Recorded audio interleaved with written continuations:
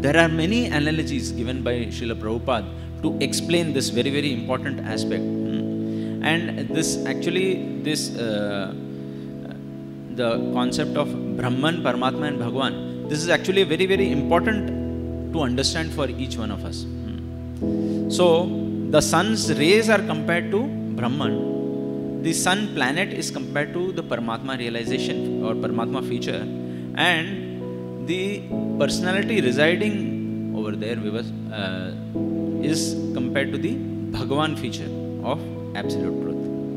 Like once on a very simple practical example we could also see is that when suppose we are traveling by car and then we see a big mountain in a distance. So when we have the first glance onto that mountain, we can see what we can see is the big form of rock or mountain which is there. But we cannot see anything more than that from a distance.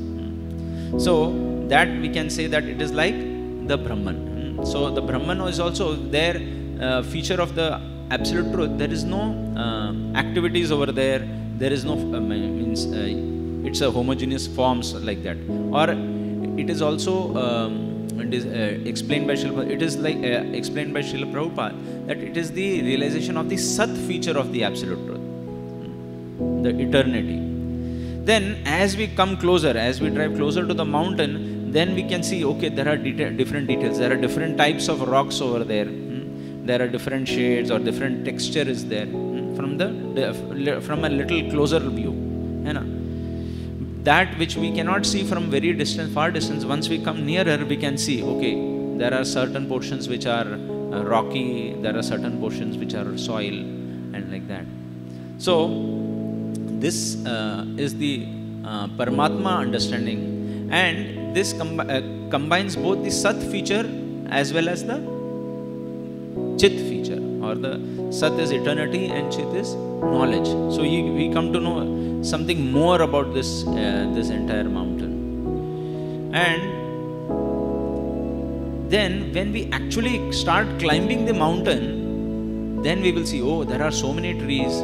There are different types of trees also over there. And then there are so many other different species of living entities over there. There is the animals are there, there are birds, there are insects, and so many other small things. And then, of course, if somebody has a microscope or something, then and if he has that knowledge, then he can see even the other bacteria and other things, smaller insects, which we cannot perceive from our normal eyes also. So that is like the understanding the Ananda feature also, Sat, Chit and Ananda. So slowly the gradation, actually the level of knowledge actually increases.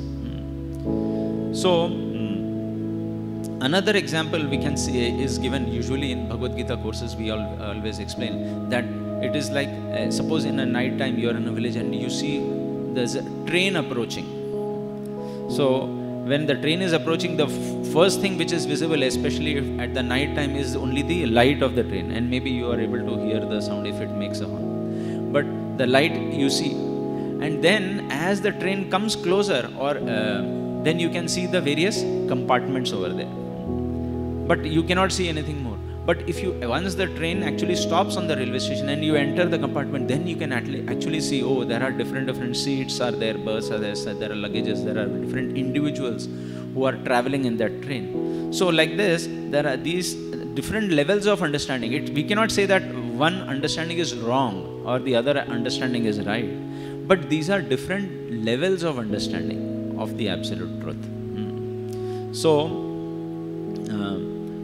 another one, so we can see that the Brahman understanding is there, above that is the Paramatma understanding, and superior to that is the Bhagavan realization.